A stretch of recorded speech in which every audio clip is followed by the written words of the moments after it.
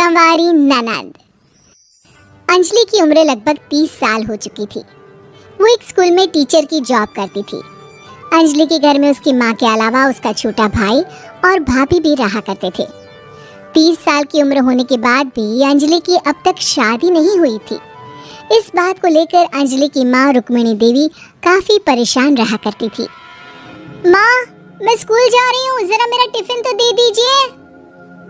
अब क्या पूरी जिंदगी मैं तुझे टिफिन बना कर देती रहूंगी? अरे कुछ सोचा भी अपने बारे में या बस ऐसे ही? क्या माँ, सुबह सुबह फिर वही बातें लेकर बैठ गई। माँ गलत क्या कह रही है अंजलि दीदी? इतनी उम्र हो चुकी है आपकी, माँ कब तक आपकी सेवा करती रहेंगी? भाभी, मैंने माँ को कब कहा कि मेरी सेवा करो? वैसे भी अपना टिफिन मैं खुद तैयार कर लेती हूँ, बस टेबल से उठाकर देने को ही तो कहा था। वैसे अंजलि दीदी, देखा जाए तो टिफिन उठाकर देने की उम्र तो आपकी है। आपका अपना घर परिवार बच्चे होते तो ये जिम्मेदारी आज आप पूरी कर रही होती।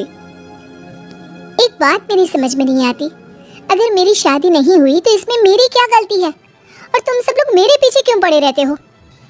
अरे कुछ कहना क्या पीछे पड़े रहना होता है? अपने छोटे भाई को देख, तुझसे 3 साल छोटा है लेकिन 2-2 बच्चे खेल रहे हैं आंगन में। मुझे आप लोगों की कोई बात नहीं सुननी, जा रही हूँ मैं। और आप में से किसी को मेरा कोई काम करने की जरूरत नहीं है, मैं खुद संभालूंगी। इतना कहकर अंजलि वहाँ से चली जाती है।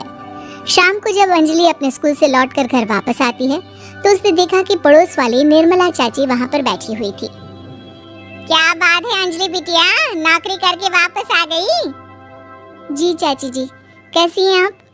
मैं तो ठीक हूँ बेटा, तुम बताओ शादी के बारे में कुछ सोचा या नहीं? अरे रहने दीजिए ना, इससे तो शादी की बात करना ही बेकार है। कुछ भी कहो तो गुस्सा करती है, बात बात पर आंखें दिखाती है। माँ, आप ऐसा क्यों कह रही है? मैंने कब आप पर गुस्सा किया? अरे अंजलि बेटा, तुम्हारी माँ ठीक ही तो कहती है।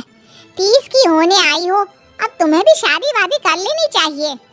चाची जी, आप तो ऐसे कह रही हैं जैसे शादी करने से मैंने मना किया हो। रहने दीजिए निर्मला चाची, हमारी अंजलि दीदी को अभी तक उनकी पसंद का दूल्हा नहीं मिला ना, इसीलिए वो शादी नहीं कर रही। भाभी, ऐसी कोई बात नहीं है।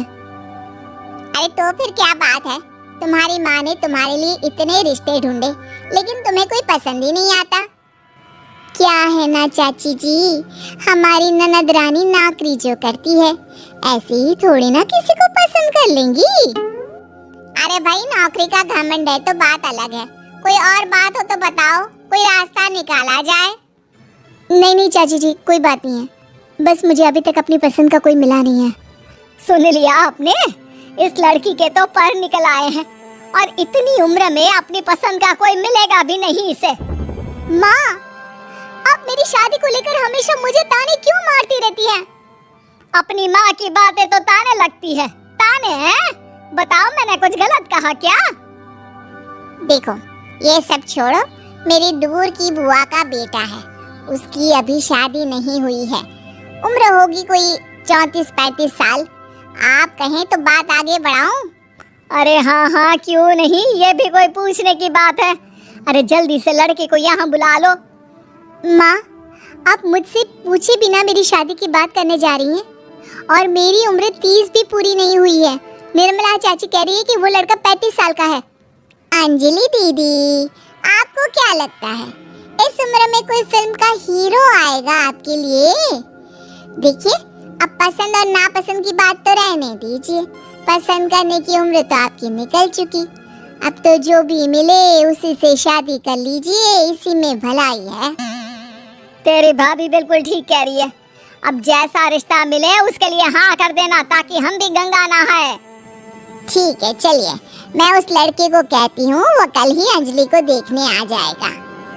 अगले दिन निर्मला चाची के दूर का रिश्तेदार अंजलि को देखने उसके घर आता है।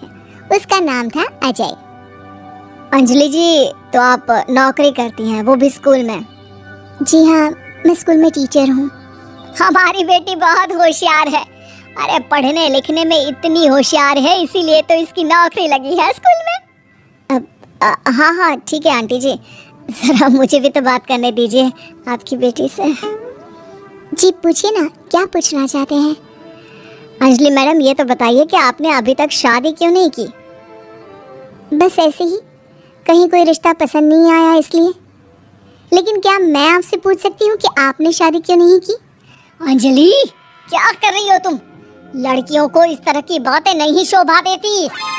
रहने दीजिए आंटी जी, आपकी बेटी काफ़ी पढ़ी लिखी है, मैं उनके सवाल का जवाब दे ही देता हूँ। वो क्या है ना, मुझे भी अभी तक अपनी पसंद की कोई लड़की नहीं मिली। अच्छा, कोई बात नहीं। वैसे आपकी तनख्वाह कितनी है? कितना कमा लेती है महीने का? जी यही कोई 25,000 महीने। बस 25,000? इतने से क्या होता है? इतने से तो आजकल घर भी नहीं चलता। आपके कहने का क्या मतलब है? अरे मैं तो ये सोच कर आया था कि नौकरी वाली लड़की है, आराम से 40,000 कमाती होगी। माफ़ कीजिएगा, आपका और मेरा रिश्ता नहीं हो सकता।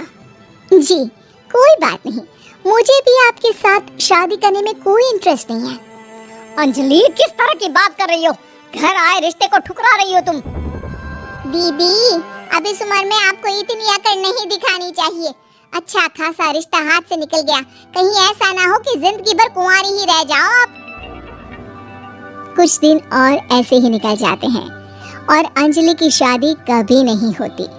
अंजलि के परिवार वाले बिंदास उसे ताने मारते रहते हैं, लेकिन अंजलि एक बड़ी नौकरी की तैयारी करती है और उसमें सिलेक्ट होने के बाद अंजलि को एक बहुत बड़ी नौकरी मिल जाती है।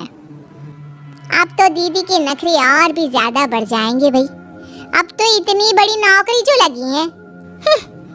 अब इनकी शादी होने से रही। माँ, मुझे नौकरी के लिए दूसरे शहर जाना पड़ेगा। आप जानती हैं ये बहुत बड़ी जॉब है और इसमें पैसे भी बहुत ज़्यादा मिलेंगे।